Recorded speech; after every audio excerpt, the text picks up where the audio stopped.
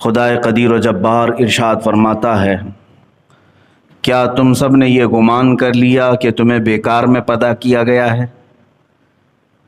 اور کیا تم یہ سمجھتے ہو کہ تمہیں لوٹایا نہیں جائے گا؟ افحسبتم انما خلقناکم عبثا، تم یہ سوچتے ہو کہ ہم نے تمہیں عبث پیدا کیا ہے، بیکار پیدا کیا ہے، اور تم یہ سوچتے ہو کہ کبھی ہم لوٹائیں گے نہیں تمہیں؟ یہ دونوں خیالات تمہارے غلط ہیں۔ اللہ عز و جل نے اپنی کائنات میں ایک ذرہ بھی بیکار نہیں پیدا کیا، اس نے ایک مچھر کو بھی عبث نہیں پیدا کیا، اور دنیا میں جس کو بھی بھیجا ہے ایک معین مدت کے لیے، ایک مقررہ وقت تک کے لیے، اور پھر ہر ایک کو اللہ کی بارگاہ میں لوٹایا جائے گا۔ اسی لیے جب کسی کا انتقال ہوتا ہے تو ہماری زبانوں سے بے اختیار نکلتا ہے انا للہ و انا الیہ راجعون، جس کا مطلب ہوتا ہے کہ ہم اللہ ہی کے لیے ہیں اور اللہ ہی کی طرف لوٹنے والے۔ عزیزان گرامی، جس نے اپنی زندگی کا مقصد اور اپنے یہاں پر زندہ رہنے کا مقصد نہیں سمجھا، وہ سب سے بڑے دھوکے میں رہا۔ لوگ یہ کہتے ہیں کہ فلاں نے مجھے دھوکہ دے دیا، فلاں نے میرے ساتھ چیٹ کیا، بلکہ ایک بزرگ فرماتے ہیں سب سے زیادہ دھوکہ تم خود اپنے آپ کو دیتے ہو۔ دوسروں کا جو کھایا ہوا دھوکہ ہے وہ تھوڑی دیر کے لیے ہوتا ہے، لیکن تم جو خود دھوکے میں مبتلا ہو اپنے آپ کو، یہ برسوں بیت جاتے ہیں، تم نے اپنے آپ کو اس کیفیت سے باہر نہیں نکالا۔ کبھی اپنے جسم کی طرف دیکھو، یہ قیمتی جسم اللہ تعالیٰ نے تمہیں کیوں کر عطا کیا ہے؟ یہ ہاتھ و پیر کی نعمتیں، یہ آنکھ و زبان کی نعمتیں، یہ قوت سماعت، قوت بصارت، یہ تمام قوتیں جو اللہ نے تمہیں بنا کسی معاوضے کے دیا ہے، کیا یوں ہی دے دی گئی ہیں تمہیں؟ ان کا کوئی استعمال؟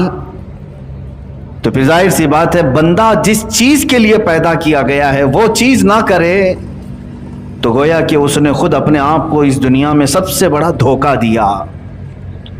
میرے عزیزو، اپنے آپ کو دھوکہ دینے سے باہر نکل آؤ۔ میں آج یہ کہنا چاہوں گا ان نوجوانوں سے جو اپنی زندگی کا مقصد نہیں سمجھ سکے، کسی دن آ کر پوچھ لیتے کہ ہماری تخلیق کا کیا مقصد ہے، ہمیں کیوں بنایا گیا ہے، اس دنیا میں مجھے کیوں بھیجا گیا ہے، میں یہاں کیوں زندہ ہوں۔ اسی لیے مشہور قول ہے، من عرف نفسہ فقد عرف ربہ، جس نے اپنے آپ کو پہچانا اس نے اپنے رب کو پہچان لیا۔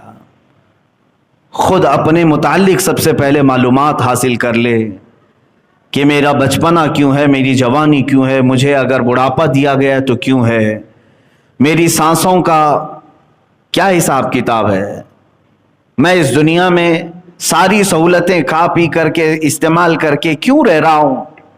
کوئی تو مقصد ہوگا۔ تمہارے اس کائنات میں جلوہ گر ہونے سے پہلے اللہ تعالیٰ نے کیا چیزیں تمہارے لیے نہیں سجائیں؟ یہ زمین کا مضبوط بچھونا، آسمان کا مضبوط چھت بغیر پلر کا، یہ کائنات میں سرسراتی ہوئی ہوائیں اور تمہارے لیے مفت سانسیں، تمہارے لیے پانی کی فراوانی، روشنی کا انتظام، سونے کے لیے الگ تمہیں نیند کے غلبے، بھوک لگے تو کھانے کی تمام چیزیں، یہ سب چیزیں مہیا کر دی گئیں۔ تو تم آئے کیوں یہاں پر؟ اس کائنات میں کیوں آئے؟ کیا مطلب تھا، کیا مقصد تھا؟ اسی مقصد تخلیق کو قرآن کہتا ہے سورہ ذاریات کی آیت، وَمَا خَلَقْتُ الْجِنَّ وَالْإِنسَ إِلَّا لِيَعْبُدُونَ۔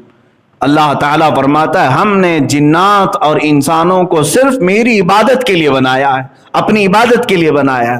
سمجھ میں آیا کہ ہمیں کائنات میں اللہ نے اگر بھیجا ہے تو اس کی عبادت کے لیے بھیجا ہے۔